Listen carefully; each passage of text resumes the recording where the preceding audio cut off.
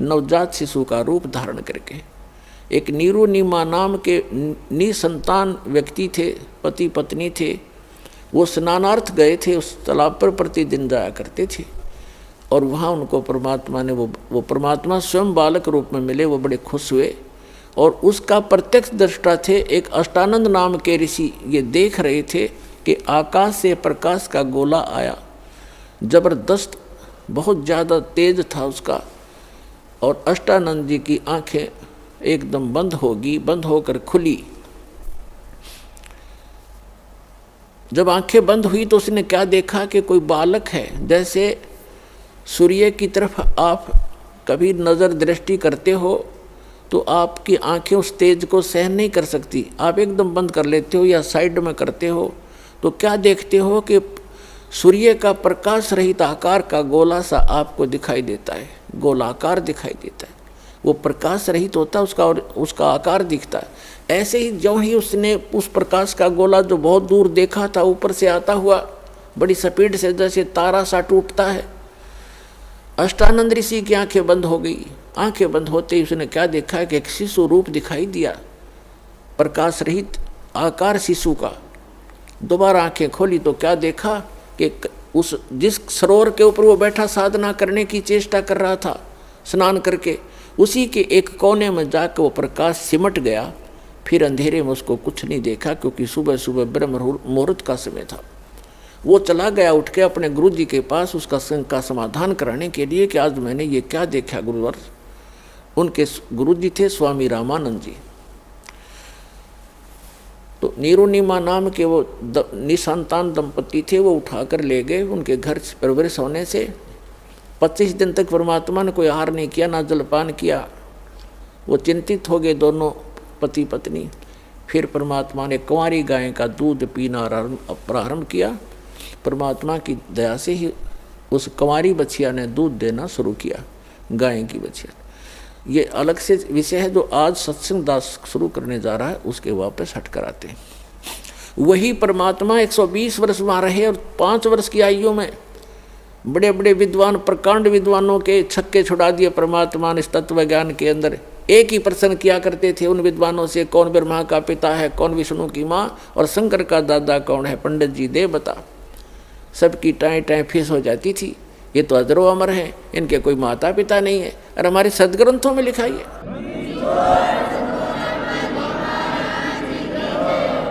सच्चाई को ना सुनकर और ना ही खुद पहचान पाए और परमात्मा का विरोध कर दिया था। तो वो परमात्मा फाल्गुन सुदी द्वादशी दिन में 10 बजे लगभग सन 1727 में और संवत 1784 में, क्योंकि आदरणीय गरीबदास जी का जन्म संवत 1774 में हुआ था,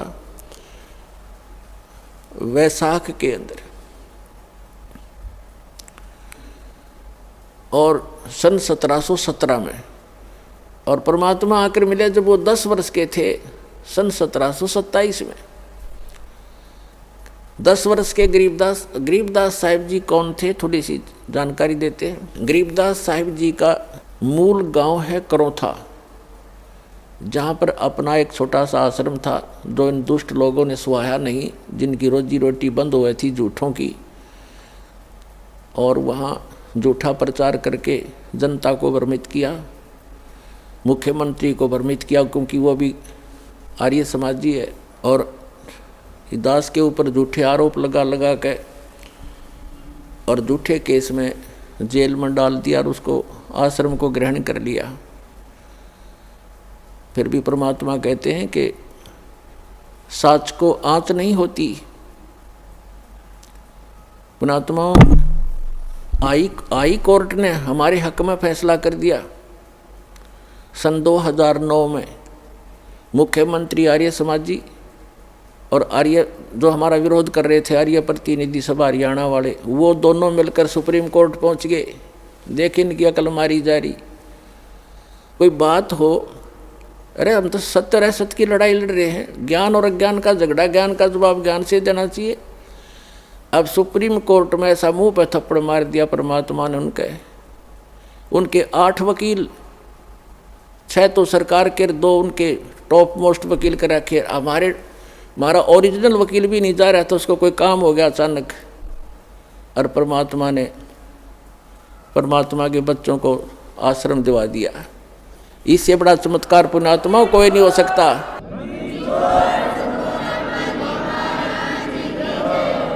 अब भगवान से बाहर कौन जाएगा? ये जज क्या है? ये भी परमात्मा के रिमोट से चलते हैं, उसी के बच्चे हैं, उनकी बुद्धि उनके हाथ में है। 1 सेकंड में सच्चाई को ऊपर ला दिया।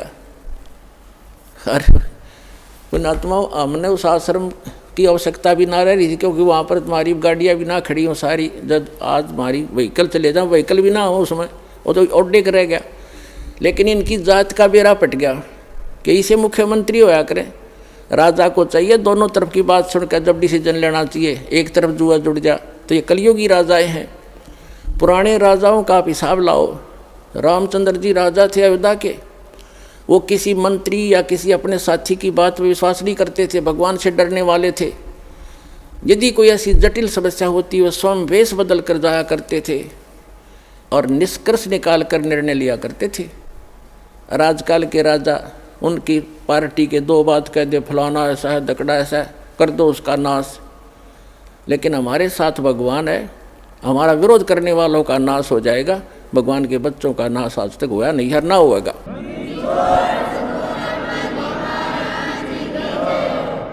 और हम ना किसी का बुरा सोचा और ना सोचते। तो पुण्यात्माओं, ये गंदा लोक है, और अब और गंदे विचार हो गए हमारे। भगवान से डर रहा नहीं, और जब तक ज्ञान नहीं होगा अध्यात्म, तो भगवान से डरना छोड़ देता आदमी, और तभी मार खाता है। और ज्ञान होगा फिर, जैसे बच्चा छोटा सा होता है,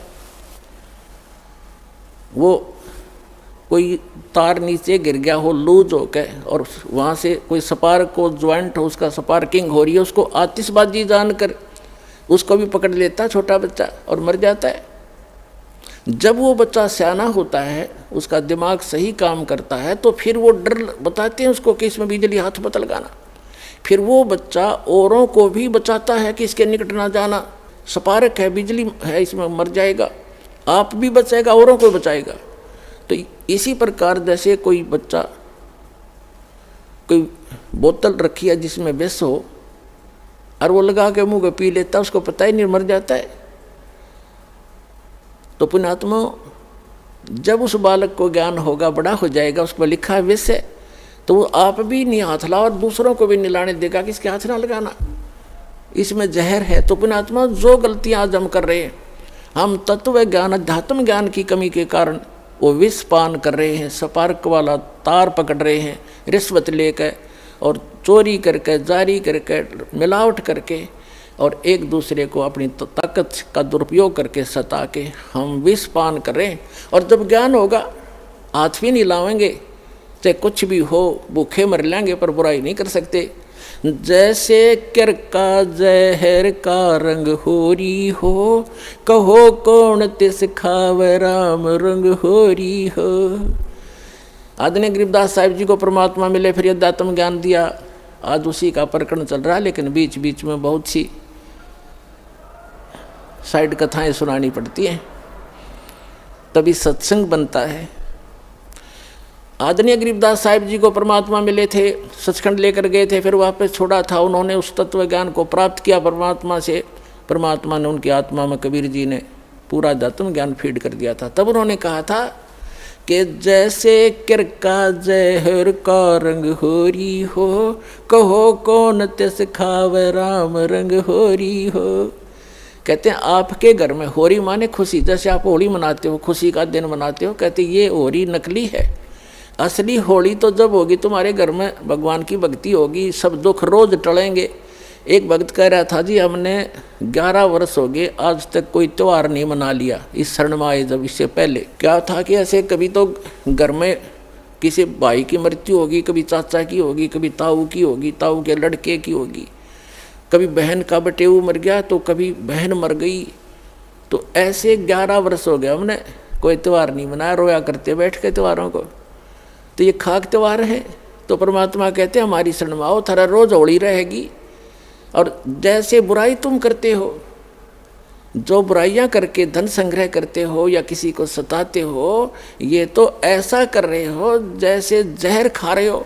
और जब आपको ज्ञान होगा तब कहते जैसे किरका जहर का रंग होरी हो। किरका माने कण, विष का एक कण भी कहीं पड़ा हो और आपको पता हो ये विष है, और विष की क्वालिटी गुण को आप जानते ही हैं।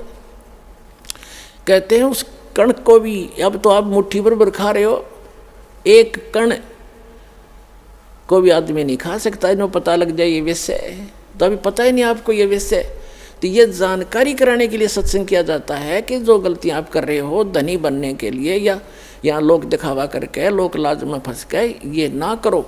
और आपने यहाँ भी सुख मिलेगा। इस कबीर भगवान की शरण में आ जाओ, ये आपका पिता है, ये समर्थ है, आपके घर में सारे सुख देगा। तो इसलिए कहा है जैसे किरका जहर का रंग होरी हो, कहो कौन तिस खावे राम रंग होरी हो। तो फिर ये गलतियां कोई नहीं करेगा, जहर नहीं खाएगा। ये बुराई करना, चोरी करना, रिश्वतखोरी करना, मिलावट करना, किसी को सताना, आप दुख पालेगा। भक्त दूसरे को दुखी नहीं कर सकता, यह आत्मा ही नहीं स्वीकारेगी आपकी इस ज्ञान के आधार से। तो क्रोथा का प्रसंग चला था, इसलिए आपको बताना पड़ा कि हमारा एक छोटा सा आश्रम था। इन दुष्टों को सुहाया नहीं, क्योंकि इनके ज्ञान की खाल उतार दी दास ने, अज्ञान की। इनसे भी आचार्यों की, शंकराचार्यों की, जितने भी मंडलेश्वर थे, ये डुप्लीकेट आदमी है, इनके पास तत्व ज्ञान नहीं है। और ये महर्षि दयानंद, ए भगवान, इतना नकली आदमी, इसका कोई ज्ञान प्रमाणित नहीं, इसकी कोई ग्रहणी करनी स्वस्थ नहीं, और इसको महर्षि मान करके आज तक हम आदर की दृष्टि से देखा करते थे। देखो, आदमी तो मानो आदरणीय होता, लेकिन उसकी जो सीख थी वो आधार था कि वेदों अनुसार ज्ञान बता रहा हूँ मैं, और सत्यार प्रकाश लिख दिया, वेद अनुसार लिखा मैंने। जब दास ने वेदों को देखा, इसलिए महर्षि दयानंद के ज्ञान को वेदों से मिलाया कि यदि इसका ज्ञान वेदों से मिलता हो, और कबीर भगवान का ज्ञान तो सर्व वेदों का निष्कर्ष है, तो कबीर साहब के ज्ञान से तो उसको मिलना कहाँ था, वो तो वेदों से ही मेल नहीं खाया। तो दास ने इतना कहा था, भाई इसको छोड़ दो, उनके हित में कहा था, कोई उनसे हमने कोई उनका कोई संपत्ति प्राप्त नहीं करनी थी, सिर्फ रास्ता दिखाना था कि अभी तक आप गलती पर हो और ये गलत मार्ग है। महर्षि दयानंद को वेद ज्ञान नहीं था, आप वेद को सच्चा मानते हो, वेद में ही देख लो। अब आम जनता जो आर्य समाजी हैं वो कौन है? हमारे भाई हैं, बहन हैं, मामा और बुआ के भाई बहन बेटियां हैं। लेकिन ये दुष्ट लोग हैं जो आचार्य, ये अपने स्वार्थवश उन्होंने ये सोचा कि यदि हमारे समाज के व्यक्तियों को इस सच्चाई का पता लग गया, सारे रामपाल के पास चले जाएंगे, इनका कल्याण हो जाएगा और तुम्हारी दुकान बंद हो जाएगी। ये उद्देश्य लेकर उन्होंने जुल्म ढा दिया। तो ये लोग कभी तैसी नहीं हो सकते, आज तक नहीं हुए ये लोग स्वार्थी। और दास ने परमार्थ में शीश दे रखा है, जेल चाहे जान जाओ, जेल की तो बात क्या है, पर इसको ऊपर लाकर छोड़ूंगा, मालिक का साथ दास के है, सच्चाई को ऊपर लाऊंगा, पूरा विश्व का कल्याण होगा।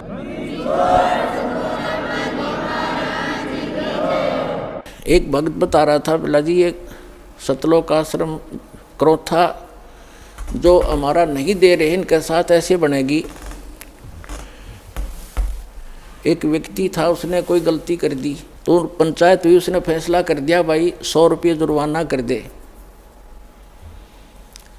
और चाहे 100 प्याज खा ले, इनमें से एक सेलेक्ट कर ले। वो बोला मैं प्याज खा लूँगा 100, वो ना खाएगे 20-30 खा गए।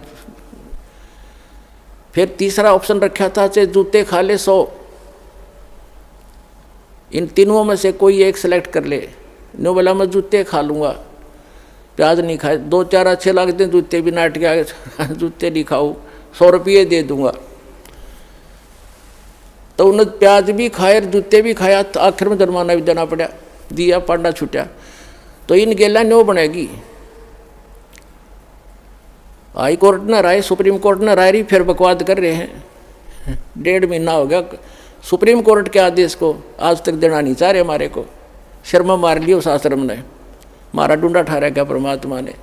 तो पुण्यात्माओं, ये नीचता की हद कर रखी है इन लोगों ने। प्रशासन भी यहाँ तक खड़ा खड़ा उनके साथ ही जुटा हुआ है।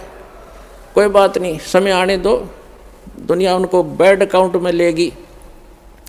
इनने इतिहास बुरा कर लिया, आने वाले समय में कंस और रावण को भूल जाएंगे, इस मुख्यमंत्री को याद किया जाया करेगा उनके स्थान पर। यह ऐसा जुल्म कर रहा है। हमारा किसी से विरोध नहीं है, हम ना किसी राजनीति से को इच्छा रखते हैं, किसी राजनीतिक व्यक्ति से, ना राजनीति में हमारा हिस्सा है। हम एक धार्मिक संस्था चला रहे हैं और पूरे विश्व में जाएगा, इसको कोई रोक नहीं सकता। जैसे इस मार्ग का कोई विरोध करेगा, भगवान का मार्ग है ये, इसमें कोई बाधक बनेगा, वो अंधा गधा होगा, अंधा गधा। जैसे एक समय एक अंधा गधा रेल की पटरी पर खड़ा हो गया और उसने देखा भाई गड़गड़ गड़गड़ होता आ रहा है, कोई तुझे डिस्टर्ब करने आ रहा है। जिधर से उसने आहट सुनी उधर दोनों पैर कर लिए पिछले और दलुत्ती पहना ली कि मुझे कोई छेड़ेगा। होता राजा बना खड़ा था बीच में, उसने ये नहीं मालूम था कि तू खुद गलत स्थान पर खड़ा है, रेल के मार्ग में खड़ा है तू। जब ट्रेन निकट आई, उसने अपनी शक्ति दिखाई, दोनों दुलती चलाई और ट्रेन ने पटक कर टुकड़े टुकड़े कर दिया भाई। तो पुण्यात्माओं, इस परमात्मा कबीर जी के मार्ग में ये अंधे गधे हैं जो बाधक बन रहे हैं। समय आएगा, परमात्मा इनको वो सजा देगा, याद रखेगा इनकी कई पीढ़ियों तक, और पूरा विश्व याद करेगा ऐसे जालिम लोगों ने जो भगवान के मार्ग में बाधा करते हैं। इन्हें मदद करनी चाहिए। ऐसा परोपकार हो रहा है, लाखों लोगों के सुख हो रहे हैं, बुराइयां छूट रही हैं, समाज की कुरीतियाँ दूर हो रही हैं, इनको एक आँख नहीं सुहा रही है।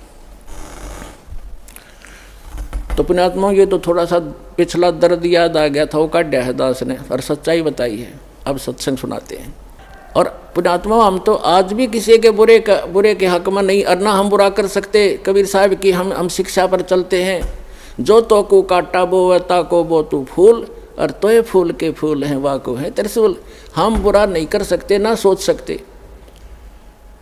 इतना जरूर है भाई, पागल कुत्ते से बचने के लिए लठोड़ी जरूर रखनी पड़े कि जो पागल कुत्ता काटे ना जा, मारा नहीं करते, दिखाण दो उसे।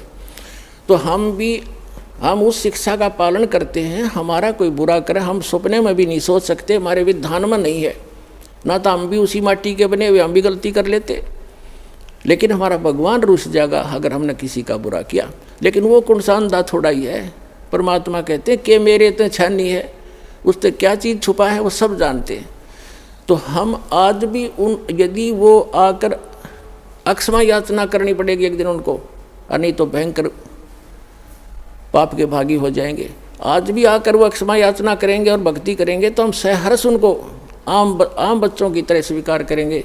लेकिन शायद उनके अंदर इतनी बुद्धि नहीं है, अहंकार में खत्म हो चुके हैं वो सभी हमारे भाई हैं। पूरी पृथ्वी के प्राणी हम एक परमात्मा के बच्चे हैं, हमें तो पता लग चुका है। ठीक है, घर का बालक या कोई पालतू कुत्ता भी पागल हो जाए, उससे बचना पड़ता है, फिर वो अलग बात है। लेकिन पूरे संसार के जितने भी प्राणी हैं, हम एक पिता की संतान हैं और सबके उद्धार के लिए प्रयत्न है। अब जो मानव शरीरधारी प्राणी हैं वो नाम लेंगे, दीक्षा ग्रहण करेंगे, बुराई त्याग देंगे, उनका तो मोक्ष होगा ही होगा।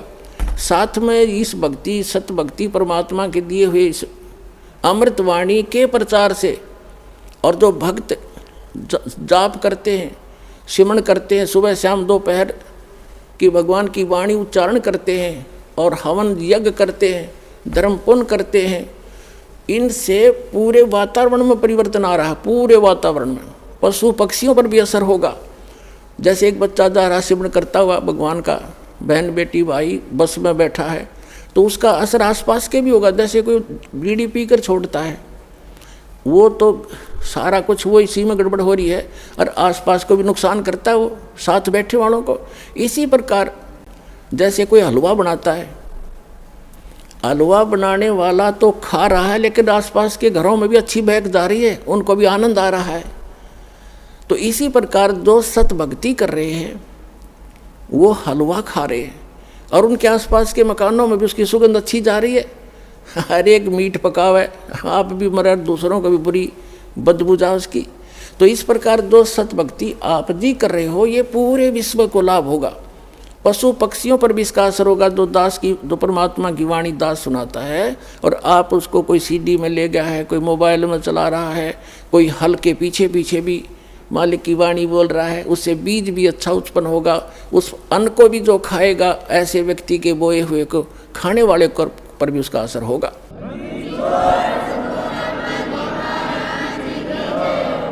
एक समय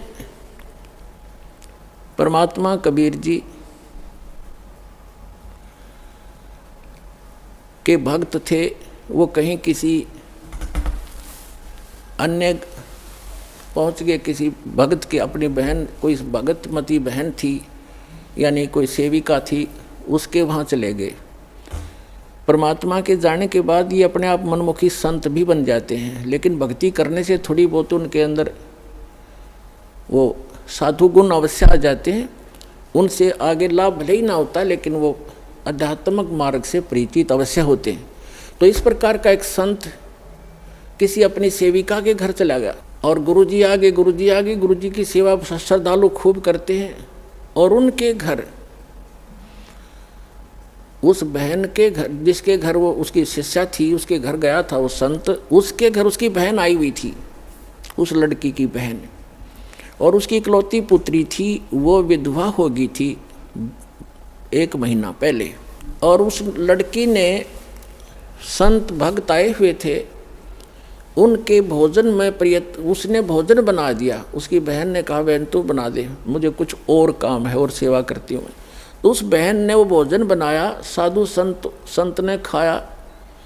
सुबह उठ के उसको सारी रात सपने आए, मेरी बेटी विधवा होगी, हे भगवान क्या होगा, मेरी बेटी विधवा होगी, इसके तो बालक भी छोटे छोटे हैं, अब इसका क्या हाल होगा हैं। आगे दूसरा पति, उसका भाई भी नहीं था पति का, बटेऊ का, अब इसका क्या रहा होगा, यानी इतनी चिंतित थी।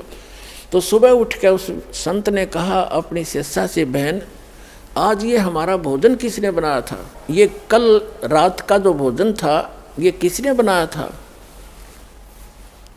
तो उसने बताया, जी मेरी बहन आई हुई है, उसने बनाया था। अच्छा, क्या उसका कोई आपत्ति है उसके ऊपर, कोई दुख है उसको? कहा महाराज जी घना दुख उसको, तो नाम तो ले नहीं रखा। उसकी एक का बेटी थी, और वो विवाह करा था, 2 बालक छोटे छोटे, उसके पति की मृत्यु होगी, विधवा होगी बेटी, यह बहुत दुखी है। तो पुण्यात्माओं, अब उसके द्वारा बनाए गए वो सोच विचार जो उसके थे उस अन्न में पहुँचे, और उस अन्न को खाने से उस संत भी डिस्टर्ब हो गया। और इसी प्रकार आप इस भक्ति, जैसे बहन बेटियां हैं, अब क्या करती हैं, मोबाइल परमात्मा ने चला दिए, और बहुत से सिस्टम ऐसे चल गए हैं। ये इतना सहज मार्ग है पुण्यात्माओं, जैसे आरती करते हो, सुबह का नित्यनेम भी करते हैं, क्योंकि इसमें मानसिक काम नहीं है। जैसे खाना बनाना इस रूटीन है। अब जैसे गाड़ी चलाते हैं, अब उसमें मानसिक काम घना नहीं होता, अभ्यास हो जाता है इनका, अपने हाथों का अपने आप ही। तो उसमें भगवान की भक्ति, जैसे आरती लगा दी, आरती भी करता रहे और काम भी करता रहे। और जैसे तो इसी प्रकार जैसे बहन आरती करती हैं, या मंत्र करते करते नाम आरती रोटी बना रहे हैं, मंत्र करने लगे, तो उनका असर उस अन्न में भी होगा, और खाने वाले को भी वो अनुकूल करेगा, उसमें उसका लाभ देगा। तो इसी प्रकार ये साधना ऐसी है, इससे बहुत पूरे विश्व का कल्याण हो जाएगा। अब उस प्रसंग पर आते हैं जहाँ हमने शुरू करना था। तो क्रोथा आश्रम जो है, क्रोथा गांव है एक, जिला रोहतक के अंदर, रोहतक झज्जर रोड पे। और वहाँ गरीबदास जी का मूल गांव था, धनखड़ गोत्र उनका। और वो किसान यानी जाट किसान उस घर में जन्म था उनका। उनके जो पिताजी थे वो गांव छुडानी में ब्याहे थे, यानी गरीबदास जी के नानके थे वो छुडानी में। और गरीबदास जी की माता का कोई भाई नहीं था, जिस कारण से गरीबदास जी के पूज्य पिताजी श्री बलराम जी नाम था उनका, धनखड़, और वो अपने ससुराल में घर जमाई रहने लग गए थे। वहाँ ज़मीन बहुत घनी थी। आज के 1400 एकड़ ज़मीन उस समय के 2500 बीघा, वो बीघा दूसरा होता था। तो इतनी ज़मीन संपत्ति थी, तो वहाँ रहने लग गए। वहाँ जाने के बाद, छुडानी में जाने के बाद 12 वर्ष के उपरांत गरीबदास जी का जन्म हुआ था और गरीबदास जी आजीवन वहीं रहे। उनकी संतति है। आज भी आधा गांव लगभग धनखड़ गोत्र से है, छुडानी, जिला झज्जर, हरियाणा। तो गरीबदास जी का ज़्यादा आना जाना क्रोथा गांव में ही रहा, क्योंकि भाईचारा वहीं था। तो कहने का भाव दास का ये है कि गरीबदास जी जब 10 वर्ष के हो गए और अपने ही, क्योंकि तब तो उन्हीं की अपना ही सारा कुछ हो चुका था, नाना जी की सारी संपत्ति उन्हीं की थी। लगभग 150 गव्वे रखे हुआ था उसका नाना जी, रखा करते थे, क्योंकि ज़मीन बहुत थी। उसमें चरागाह बना देते, वर्षा हो जाती, कुछ खाने के लिए गेहूँ जौ आदि बीज लेते, चने सरसों हो जाती। बाकी का समय पशुओं के, बाकी समय जो स्थान था, बाकी की ज़मीन को पशुओं के लिए ही वो प्रयोग किया करते थे, पशुपालन करते थे। उसके साथ साथ 2-4 किराए के पाली होते थे गांव के, और कुछ ऐसे व्यक्ति होते थे जो गव्वे रखते थे, लेकिन उनके पास अपनी ज़मीन नहीं होती थी, वो भी उसी में चराया करते थे। ऐसे पहले आपस में बड़ा प्रेम होता था। जो पैसे वाले व्यक्ति गरीबों की बहुत मदद किया करते थे, निस्वार्थ किया करते थे। तो ऐसे 10-12 पाली गवाले इकट्ठे होकर प्रतिदिन गौवें चराने जाया करते थे। अपनात्मा,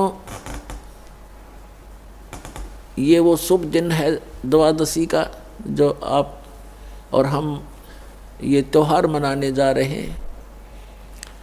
हमारे संतों के ये त्यौहार हैं, और ये वो अनमोल त्यौहार हैं कि जिस दिन जिस भगवान के लिए हम भटक रहे हैं, राजाओं ने राज त्याग दिए, ऋषि महर्षियों ने शरीर गाल दिए तपस्याएं करके, लेकिन इस काल भगवान ने रास्ता ठीक नहीं दिया उनको। और भगवान रास्ता देने आए, सही विधि बताने आए, तो हमने स्वीकार नहीं किया अपनी अबोधता के कारण। अपन परमात्मा दिन का फाल्गुन सुदी, यानी फाल्गुन मास की द्वादशी, चांदनी द्वादशी, दिन के 10 बजे जो पाली, जैसे आजकल आप देख रहे हो बाहर धूप खूब हो जाती है, तो गव्वें चर रही थी। वो सभी 10-12 पाली इकट्ठे हो करके खाना खा रहे थे। सुबह सुबह का बखत से चले जाते थे लेकर के 6 बजे, 7 बजे, 5 बजे पशुओं को। 10 बजे से वहाँ अपना खाना खा रहे थे, लगभग खाना खाने ही वाले थे। तभी परमात्मा आए सतलोक से, एक महात्मा, जिंदा महात्मा का रूप बना के, और थोड़ी सी दूरी पर, 500 फुट की दूरी पर आसमान से आकर वहाँ पृथ्वी पर अवतरित हुए। और ऐसे उसके साथ से रास्ता था, जिस वृक्ष के नीचे, दंडी के पेड़ के नीचे वो खाना खा रहे थे बच्चे बैठ के, कुछ बड़े थे कुछ बालक थे। उसके साथ से रास्ता जाता था दूसरे गांव को, कबलाना गांव से, छुडानी से कबलाना गांव सीमा लगती है। उस सीमा के ऊपर ही छुडानी के खेतों में परमात्मा वहाँ आकर अवतरित हुए। और उस रास्ते पर ऐसे जैसे राहगीर, एक यात्री चलता है पैदल, ऐसे चलते आ रहे थे। उन पालियों ने देखा कि महाराज जी आ गए हैं, महात्मा जी, और प्रणाम किया। सभी ने राम राम कहा, परमात्मा ने भी राम राम का उत्तर दिया। तो जितने भी वहाँ पाली गवाले थे, उन्होंने कहा महाराज जी भोजन पाओ, आ जाओ भोजन खा लो। परमात्मा ने कहा भी भोजन तो मैं अपने गांव से खा कर आया हूँ। बच्चों ने सोचा कोई डेरा होगा, कि कहाँ से आए हो महात्मा जी। उन्होंने कहा कि मैं सतलोक से चलकर आया हूँ भाई, मेरा गांव है सतलोक। बच्चों ने सोचा होगा कोई सतलोक गांव भी होगा भाई कितना। फिर महाराज जी भोजन खा लो, भोजन नहीं खाओगे ना तो दूध तो पीना पड़ेगा अपना, क्योंकि हम अतिथि को ऐसे बगैर खाए पिए जाने नहीं देते। एक प्रेम भाव से आतिथ्य सत्कार करने के लिए उन्होंने ऐसे बोला। तब परमात्मा ने कहा, भाई दूध पिलाना चाहते हो तो पिला दो, मैं कंवारी गाय का दूध पीता हूँ। अब जो बड़े बड़े पाली थे, कोई 40 वर्ष का, कोई 50 वर्ष का, कोई 30 वर्ष का, कोई 20 वर्ष का, वो कहने लगे, महाराज जी आपकी दूध पीने की नीत नहीं है, आप तो मजाक करते हो। कंवारी गाय कोई दूध दे सकती है? गाय तो जिसको बच्चा हो चुका हो, लागड़ गाय ही दूध दे सकती है। परमात्मा बोले, भाई देख लो, यदि दूध पिलाना है तो कंवारी गाय का पीता हूँ। तब गरीबदास जी खड़े हुए, 10 वर्ष के बालक थे। कहते, पिछले तप से होत हैं पूर्ण हंस मुराद। पिछले संस्कार से प्रेरणा बनती है, जो आप यहाँ पहुँचे करोथा में ऐसे नहीं आते। इस ज्ञान को दुनिया सुनने लग रही है और क्या लाखों लोग करोड़ों लोग सुनते हैं और कौन पहुँच पाते हैं। पिछले जब से होत है पूर्ण हंस मुराद, पिछले संस्कारों से ये सब काम मनोकामनाएं पूर्ण हुआ करती हैं। तो एकदम खड़े हुए जैसे बालक लीला करते हैं, अबोध बालक सा। एक गाय थी, बछिया थी उनकी, एक बहुत प्रिय। उसके गले में एक छोटा सा रस्सा बांध रखा था। उस रस्से को पकड़ के ले आए, वह साथ साथ चल पड़ती थी गरीबदास जी के, जहाँ ले जाता तो वही ऐसी शरीफ सी थी। और वो गाय थी 1-1.5 वर्ष की, दूध छोड़ रखा था माँ का पीना, अभी नए दूध हो ही नहीं थी वो, यानी गर्भ नहीं धारण किया था, सांड न टच नहीं की थी, अनब्यावर कहते हैं उसको। वेदों में ऋग्वेद मंडल नंबर 9 सूक्त नंबर 1 मंत्र 9 में यही स्पष्टीकरण दिया है कि जब वो परमात्मा आता है तो कंवारी अभियधन्या धेनु शृणंती, मतलब कंवारी गाय से उसकी परवरिश की लीला होती है और कंवारी गाय का दूध पीता। तो उन्होंने कहा, भाई गरीबदास जी ने कहा, देखो महाराज जी, इसका बालक तो बच्चा तो है नहीं कोई, हैं छोटे छोटे थन सतन हैं इसके, या दूध कैसे देगी। तो परमात्मा ने कहा, खड़े, वह बछिया खड़ी थी और ऐसे थपकी मारी, लंबे लंबे सतन हो गए। और कहा परमात्मा ने कि कोई सफ़ेद कोई पात्र लाओ साफ। तो मिट्टी के पात्र होते थे, उनको मांझ धोकर रखा हुआ था, जैसे लस्सी का ले जाते हैं, वो उन्होंने खाली कर लिया था, धो भी लिया था। कहने लगे, ये ला पात्र, इसके नीचे रख ले भाई। गरीबदास जी नीचे बैठ गए। कबीर परमात्मा ने कमर पर थपथपी लगा दिया, आशीर्वाद दिया बछिया को। लंबे लंबे सतन हो गए, नो 3-3, 4-4 इंच के, और दूध की धार बंद की और वो पात्र भर गया, फिर बंद हो गई अपने आप।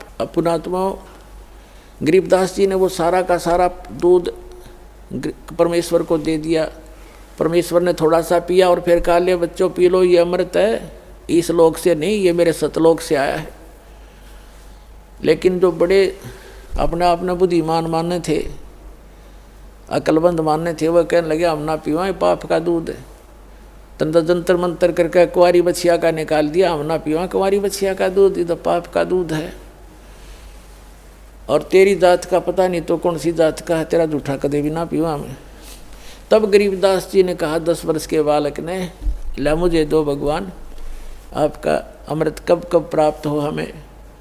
तो पुण्यात्माओं ये कहते हैं, पालने में पूत के पैर पहचान हो जाती है। बचपन से ही उसमें कुछ ऐसे विलक्षण गुण होते हैं जो पुण्यात्मा होती हैं। ऐसी पुण्यात्माओं को परमात्मा आकर मिलते, उसका विधान है ऋग्वेद मंडल नंबर 9 सूक्त नंबर 86 मंत्र 26 और 27 में, ऋग्वेद मंडल नंबर 9 सूक्त मंत्र 82 मंत्र 1, 2, 3 में, ऋग्वेद मंडल नंबर 9 सूक्त 20 के मंत्र 1 में, ऋग्वेद मंडल नंबर 9 सूक्त 54 के मंत्र 3 में, ऋग्वेद मंडल नंबर 9 सूक्त 94 के मंत्र 1 में, ऋग्वेद मंडल नंबर 9 सूक्त 95 के मंत्र 2 में, ऋग्वेद मंडल नंबर 9 सूक्त 1 मंत्र 9 में, ऋग्वेद मंडल नंबर 9 सूक्त 96 के मंत्र 16 से लेकर 20 में यही प्रमाणित किया है कि वो परमात्मा ऊपर के लोक में रहता है। सह शरीर है, नर आकार है, सिंहासन की तरह, राजा की तरह सिंहासन पर विराजमान है। वहाँ से गति करके आता है, सह शरीर आता है, अच्छी आत्माओं को मिलता है, उनको उपदेश देता है, ज्ञान देता है, सत्य भक्ति बताता है। और यहाँ कवियों की तरह आचरण करता हुआ घूमता है, वाणी के द्वारा अपना महिमा गाता है, लोकोक्तियों के माध्यम से, दोहों के माध्यम से, जिस कारण से एक प्रसिद्ध कवियों में से भी एक प्रसिद्ध कवि का कि उपमा उपाधि भी प्राप्त करता है, लेकिन वो होता है भगवान। ये निष्कर्ष है चारों वेदों का। तो पुण्यात्माओं, उसी विधान अनुसार वो परमात्मा वहाँ आए, गरीबदास जी से फिर ज्ञान सुनाने लगे। वो उन अच्छी आत्माओं में से एक थे, वो महापुरुष आदरणीय गरीबदास साहिब जी, जो छुड़ानी के बालू में जन्मे थे। और वहाँ आकर के परमात्मा ने उनको सतज्ञान दे दिया। फिर गरीबदास जी ने आग्रह किया कि हे भगवान, आप जो ऐसा सुखमय स्थान बताते हो जहाँ हम पहले रहा करते थे सभी, और वहाँ कोई अभाव नहीं, वहाँ ऐसी फुहार गिरती रहती है, सुंदर शरीर है, नाश नहीं होता, कभी व्रत नहीं होते, कभी रोग नहीं होता, मृत्यु नहीं होती, सबके परिवार हैं, वहाँ आपके घर बने बनाए शेष खाली पड़े हैं, क्या मुझे वो स्थान दिखाओगे? परमात्मा तो अपना गवाह बनाने के लिए आते ही है कि मेरा गवाह बने, दुनिया को बताएगा। फिर छाती ठोक के गरीबदास जी को परमात्मा ने प्रथम मंत्र दिया और जलपान वो कराए, दूध पान करा दिया। प्रथम मंत्र में ऐसे ही किया जाता है। दास भी जब से मंत्र देने लगा है, मेरे गुरुदेव भी ऐसे ही करते थे। प्रथम मंत्र के साथ आपको वचनामृत दिया जाता है, वचन से शुद्ध करके, और साथ में मिश्री दी जाती है ये, और मंत्र दिया जाता है। ऐसे पेय पदार्थ के साथ इसको पान परवाना कहते हैं। तो गरीबदास जी को ऐसे पान परवाना दिया था दूध के साथ, और फिर सतलोक लेकर गए।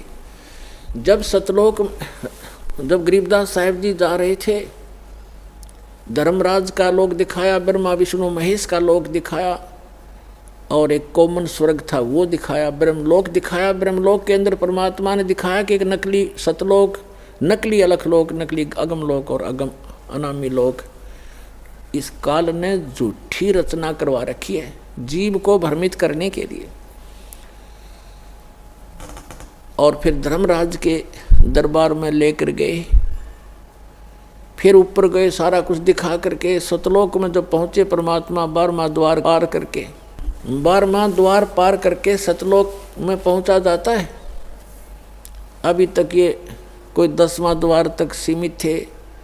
और एक जम्मू के अंदर रांजड़ी का एक मधु परमहंस का भाव है, वो तो छाती कुट्या करता के 11वां द्वार पा गया, 11वां द्वार पा गया, आज तक किसी ने नहीं बताया। अरे भले आदमी कबीर साहब की वाणी में पढ़ लिया तो घर से लाया था, और वो भी इनकम्प्लीट नॉलेज।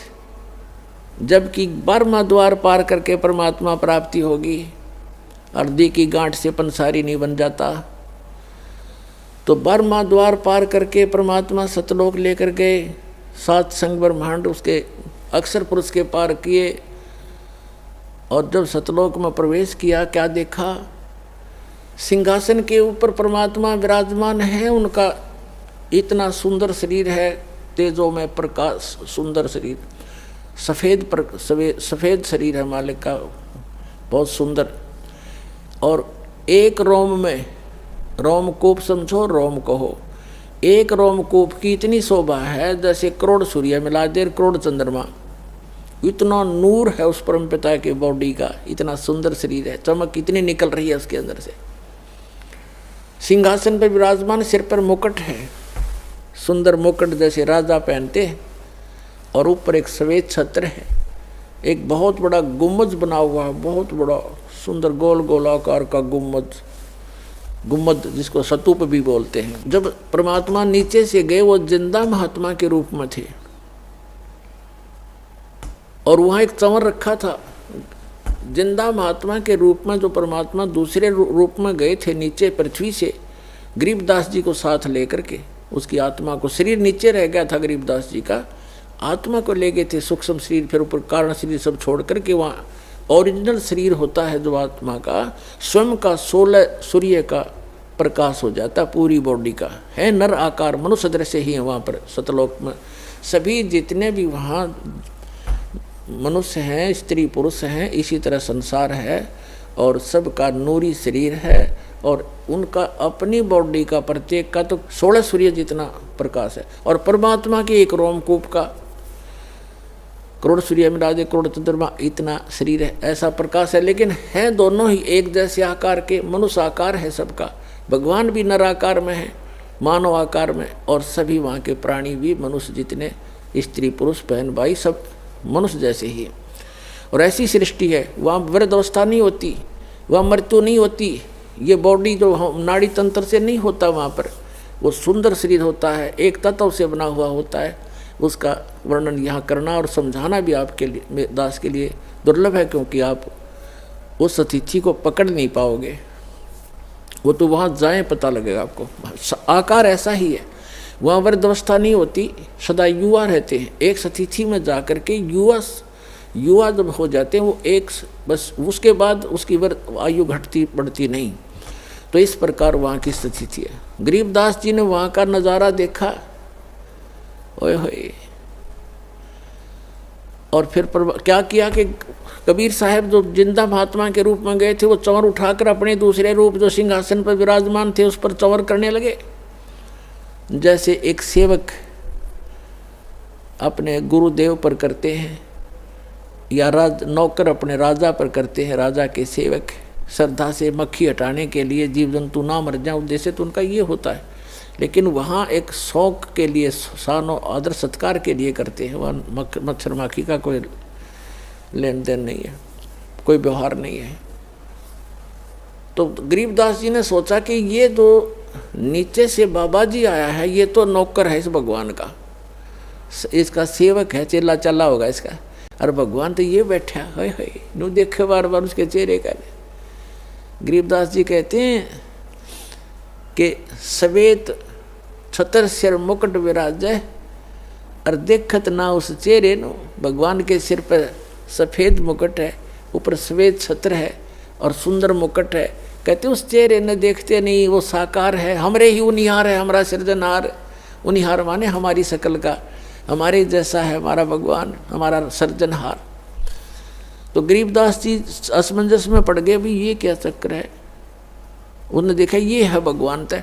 इतने में क्या हुआ कि वो खड़ा हो गए, जो सिंहासन पर विराजमान थे तेजो में शरीर युक्त परमात्मा सतपुरुष, वो खड़े हुए, और जो बाबा जी रूप में साधु जिंदा महात्मा के रूप में नीचे से गए थे, वो उस सिंहासन पर विराजमान हुए। और वो तेजो में नूर शरीर वाला जो भगवान दिखाई दे था, वो चमर उठाकर उस जिंदा महात्मा वाले बॉडी पर, शरीर पर, सिंहासन पर विराजमान पर चमर करने लगे एक सेवक की तरह। अब गरीबदास जी कभी बाबा जी की तरफ देखे, कभी भगवान की तरफ देख रहे थे। अब सोच रहे थे मन में कि बाबा जी था छांडी भाई, भगवान इसका ऊपर चौवर करे, ये क्या चक्कर है। इतने में क्या हुआ कि वो तेजो में शरीर और जिंदा वाले शरीर में समा गया। अकेले वो कबीर भगवान जो नीचे से एक जिंदा महात्मा के रूप में गए थे, अनंत कोट ब्रह्मांड के सिंहासन पर विराजमान है और चंवर अपने आप हो रहा है। और परमात्मा का, जिंदा महात्मा का रूप फिर उतना ही नूरी बन गया, इतना तेज बन गया, और सकल न्यों की न्यों। तब परमात्मा ने कहा था कि गरीबदास,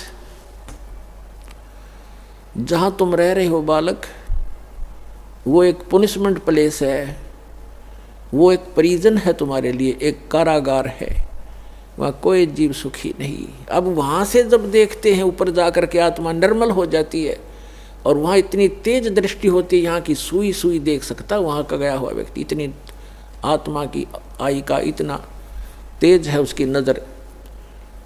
तब गरीबदास जी नीचे देख रहा है, ओए ऐसे दिख रहे जैसे कीड़े मकोड़े तंग पा रहे हों। प्रत्येक की बॉडी के अंदर का सामान भी दिखाई देता वहाँ से, इसके अंदर क्या है। इसमें ब्लड की नदियाँ बह रही हैं, नाड़ियाँ, इनके अंदर ब्लड बह रहा, वो भी उसके अंदर भी करोड़ों जीव घूम रहे हैं, हाँ मचल मचा रहे हैं, इधर घूम रहे हैं, टट्टी पेशाब हार्ड मांस ये दिखाई देता है। अब तो हमारी आँखों पर चर्बी डाल रखी है हमने, ये सब कुछ दिखाई देता है। इससे की पॉलिश पे, पाउडर पे, दिन रात लिपस्टिक लाण पे, डंगे पे, डंगा लाण पे हम अपना जीवन नाश कर देते हैं, और एक सेकंड में मृत्यु हो जाती है। इसमें कीड़े पड़ जाते हैं, जख्म हो जाता है। इसके अंदर हम संतुष्ट हुए बैठे और यहाँ की बकवादों में इसको जीवन नाश करते हैं, जो वहाँ जाकर पता चलता है। तब परमात्मा ने कहा कि गरीबदास अब नीचे जा बेटा, ये है तुम्हारे स्थान, ये खाली महल पड़े सारे, जो नीचे चीटी से लेकर हाथी तक और राजा और रंग जितने पृथ्वी पर इस काल के 21 ब्रह्मांड में तुम गए हो, और जितने ये परब्रह्म के उस परब्रह्म के अक्षर पुरुष के लोक में गए हैं, इन सब के इस सतलोक के अंदर अलग अलग बहुत सुंदर महल हैं, एक जैसे, उनमें कोई अंतर नहीं किसी भी फैसिलिटी का। वहाँ कोई ऊंच और नीच नहीं है, वहाँ कोई जात और पात नहीं है, वहाँ मरण और वृद्ध अवस्था नहीं है। ये वो स्थान है। पुणात्माओं, गीता अध्याय नंबर 7 के श्लोक नंबर 29 में कहा कि अर्जुन मेरे इस ज्ञान का जो आश्रय कर लेगा, चौथे अध्याय के 32 और 34 श्लोक में कहा है कि भगवान वो परमात्मा स्वयं आकर के अपने मुख कमल से तत्व ज्ञान प्रचार करता है। उसके अंदर यज्ञों की जानकारी, धार्मिक अनुष्ठानों की जानकारी विस्तार पर पूर्वक कही गई है। वो तत्व ज्ञान है। उस तत्व ज्ञान को तत्वदर्शी संतों के पास जाकर समझ, यानी गीता ज्ञानदाता भी उस तत्व ज्ञान से अपरिचित है। वो गॉड गिवन ज्ञान है, वो तत्व ज्ञान है। भगवान आकर स्वयं देता, अपने मुख कमल से बोलता, सच्चिदानंद घन ब्रह्म, वो परम अक्षर ब्रह्म। तो 7वें अध्याय के 29वें श्लोक में कहते हैं, गीता ज्ञानदाता कह रहा है कि मेरे इस ज्ञान का जो आश्रय कर लेता है, तत्वदर्शी संत की खोज कर लेता है, और वो व्यक्ति जरा और मरण से छूटने का प्रयत्न करते हैं। कौन करते हैं? जो संपूर्ण अध्यात्म से परिचित और सभी कर्मों से परिचित, वो व्यक्ति जरा यानी बुढ़ापा और मरण माने मृत्यु से मोक्ष के लिए, सदा के लिए, छुटकारे के लिए प्रयत्न करते हैं। जो उस तत्व ब्रह्म से परिचित हो चुके हैं, सारे अध्यात्म ज्ञान से परिचित हो चुके और सब कर्मों से परिचित हैं। जैसे आज के सत्संग में एक विशेष ये भी दास बता रहा है कि ऐसे कर्म नहीं करने चाहिए जिनसे हमें वो भोगने को दुबर हो, भारी हो। उनसे बचने के लिए ज्ञान है, इस ज्ञान से फिर अपने आप हाथ सिकुड़ जाएगा आपका। तो ये कंप्लीट स्पिरिचुअल नॉलेज है, अध्यात्म ज्ञान है। और ये कर्म बताए जाते हैं कि इनसे जो परिचित हो जाता है वो केवल जरा और मरण से छूटने का ही प्रयत्न करता है। तो फिर अर्जुन ने पूछा कि किम तत्परम, 8वें अध्याय के प्रथम मंत्र में, तीसरे मंत्र में उत्तर दिया 8वें अध्याय के गीता में कि वो परम अक्षर ब्रह्म है। तो पुण्यात्माओं, वो स्थान है सतलोक जहाँ जरा और मरण नहीं है। गीता ज्ञानदाता अपने विषय में कहता है कि अर्जुन, चौथे अध्याय के 5 और 9 श्लोक में कि अर्जुन तेरे और मेरे बहुत जन्म हो चुके, तू नहीं जानता, मैं जानता हूँ। अध्याय नंबर 10 के श्लोक नंबर 2 में गीता में, अध्याय नंबर 2 के श्लोक 12 में गीता ज्ञानदाता कहता है अर्जुन, जन्म मृत्यु तेरी भी और मेरी भी सदा बनी रहेगी यदि मेरी शरण में रहना है। 8वें अध्याय के 13वें श्लोक में कहा कि मेरा तो ओम नाम है मुझ ब्रह्म का, और इसको भक्ति करता हुआ अंतिम सांस तक जाएगा तो मुझे प्राप्त होगा, यह गति प्राप्त होगी जो ओम से मिलने वाली है। उस ओम से, ओम के जाप से ब्रह्मलोक प्राप्ति है। 8वें अध्याय के 16वें श्लोक में बताया है कि ब्रह्मलोक में गए हुए प्राणी भी पुनरावृत्ति में उनका भी जन्म मृत्यु होता है।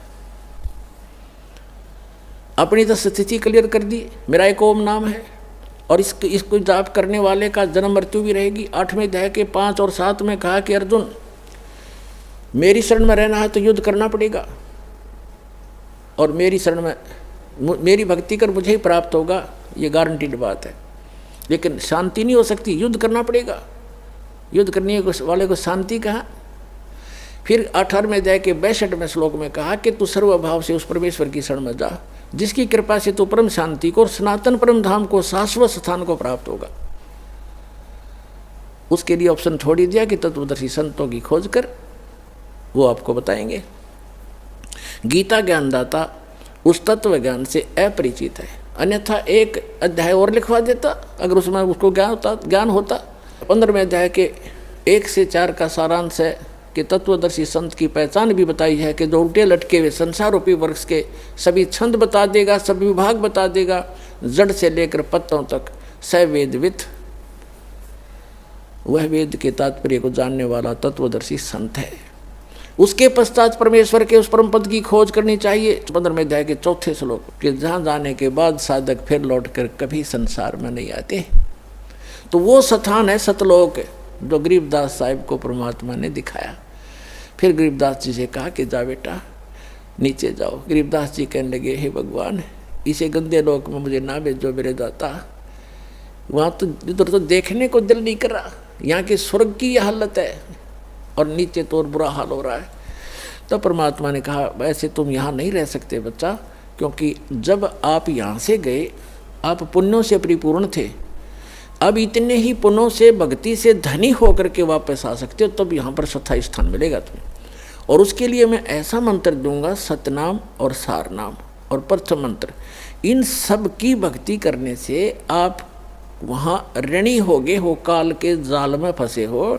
वो तुमसे टैक्स लेता है, क्योंकि ये पृथ्वी किस ब्रह्मांड उसने भक्ति कर तो तप करके प्राप्त किए, ये उसका अपना साधन है। और तुम गलती से चले गए, गलती करके वहाँ। अब उसने पहले तो तुम्हारे को लूटा, स्वर्ग बना करके वहाँ रेस्टोरेंट बना रखे हैं। 10% किसी में चार्जेज है, किसी में 20%, किसी में 25% टैक्स लेता है। बाकी सब सुविधाएं, नाचना गाना और बकवास रंडी बाजी कुछ करो वहाँ पर। लेकिन वो पैसे खर्च होते हैं, उस धनी उस पुण्य अक्षीण होते, और जिससे ये सब अपना गुजारा चला रहे। तब परमात्मा ने कहा तुम नीचे जाओगे, एक ऐसी अनमोल भक्ति दूंगा बेटा, थोड़े ही समय से घने धनी हो जाओगे उस भक्ति के। अब क्या बताया है। फिर गरीबदास जी नीचे आए। गरीबदास जी ने स्वीकार किया कि जो आपकी आज्ञा, और कहा बेटा नीचे जाकर बता, ढोल पीट दे मेरा और गवाह बन जा बेटा। तेरे बच्चे बहुत, तेरे भाई बहन बहुत, सभी यहाँ से गए हुए सब मिसगाइडेड हैं। और कबीर भगवान ने उनके अंतःकरण में कंप्लीट स्पिरिचुअल नॉलेज फीड कर दिया। पहले यही नॉलेज परमात्मा ने इस सरपुरुष जो 21 ब्रह्मांड का स्वामी जो काल है, इसके अंदर फीड किया था। इसने क्या किया, और उस समय आने पर निकलना था, ऐसा विधान बनाया दाता ने उनके कि समय आने पर वो अपने आप उसके श्वासों के माध्यम से समुद्र में प्रकट हो गया। सामने श्वासों से बाहर निकला तो कमल के फूल के ऊपर ऐसे बहुत सुंदर जो वेद बने बनाए उसके अपना, जैसे आप देखते हो कहाँ से फैक्स किया जाता है, ईमेल की जाती है, कहाँ कंप्यूटर से निकाल लिया जाता है पूरा मैटर, बुक की बुक निकाल लो, ग्रंथ के ग्रंथ निकाल लो। ऐसे उसके श्वास के अंदर से वो ग्रंथ बाहर आ गए। हमारी ये भौतिक विज्ञान है, वो आध्यात्मिक विज्ञान है। उसके अंदर 2 सेकंड में कागज़ के कुछ एक जादूगर, आप जैसे कई मूर्ख बनाते हैं हमें कि उसमें कहाँ से कागज़ आ गए, कागज़ था ही नहीं, ये नहीं था। अरे भगवान ने जो पृथ्वी बना दी, ये कहाँ था पहले? उन्हें कागज़ बनाते देर लगे। तेरा के हमारी यहाँ बुद्धि सीमित कर दी अनाड़ियों ने। तो उसने ज्ञान पढ़ा, इस काल भगवान ने क्या किया, उस सारे ज्ञान को पढ़ा जिसके अंदर उसकी विशेष जानकारी थी और भक्ति विधि थी, वो उसने नष्ट कर दी।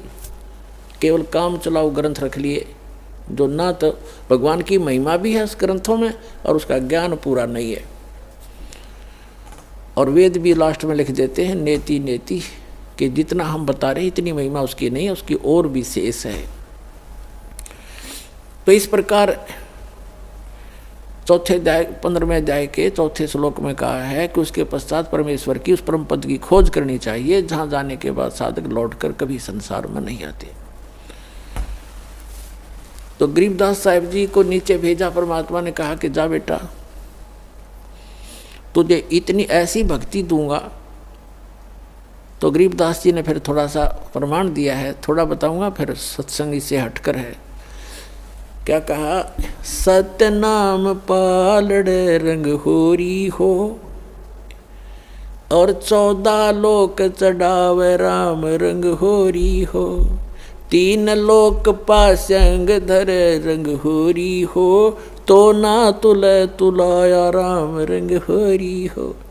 ये सतनाम इतना कीमती है। ये सतनाम सतनाम नहीं है, ये 2 अक्षर का वो सतनाम, जिसमें एक ओम मंत्र है, एक तत् सांकेतिक है। गीता अध्याय नंबर 17 के श्लोक नंबर 23 में ये कंप्लीट मंत्र लिखा है, ओम तत्सत। लेकिन ओम तो सीधा है, लेकिन तत् और सत ये सांकेतिक है, ये कोड वर्ड है। ये इस दास के अतिरिक्त विश्व में किसी के पास नहीं है और ना कोई अधिकारी है। तो इनमें से ओम और तत् मिलकर वो सांकेतिक शब्द, ये सतनाम बनता है 2 अक्षर का। और जिस भी महापुरुष का उद्धार हुआ है, उन्होंने परमात्मा से प्राप्त करके इसी का जाप किया है। उनको भगवान स्वयं आए गुरु रूप में, या कोई गुरु से गुरु अपना शिष्य बना करके उनको गुरु पद पर आगे उनका उद्धार किया। इसी मंत्र से सबका उद्धार हुआ, इसके अतिरिक्त कोई विश्व मंत्र नहीं है जो इस जरा और मरण ने समाप्त कर सके। तो क्या बताया कि इस सतनाम के सुमरण का एक बार श्वास उश्वास से मर्यादा में रहकर पूरे गुरु से लेकर, अपने आप नहीं, कोई घर का आप पे गुरु बन जाए आगे चेले बनाओ, वो महापापी अपराधी व्यक्ति है, उसे कोई लाभ नहीं होगा। जैसे इस दास से प्राप्त करके कोई निकम्मी आत्मा दुष्ट इंसान स्वयं ये मंत्र किसी को आगे दान करने लग जाए, देने लग जाए, गुरु बन जाए, वो सबसे बड़ा शत्रु और होगा इस मानव समाज का, भगवान का द्रोही होता वो व्यक्ति, क्योंकि वो अधिकारी नहीं है, वो झूठा लाइसेंस बना रहा है, झूठा वो डुप्लीकेट पासपोर्ट बना रहा है, आगे चल के समय पर धोखा देगा वो पासपोर्ट उसका। इस विश्व में इस दास के अतिरिक्त आज के दिन दूसरा कोई सतमार्ग और ये ज्ञान और उपदेश का अधिकारी नहीं है। ये सत्कर मान लियो पुण्यात्मा, झूठ नहीं बोलता दास।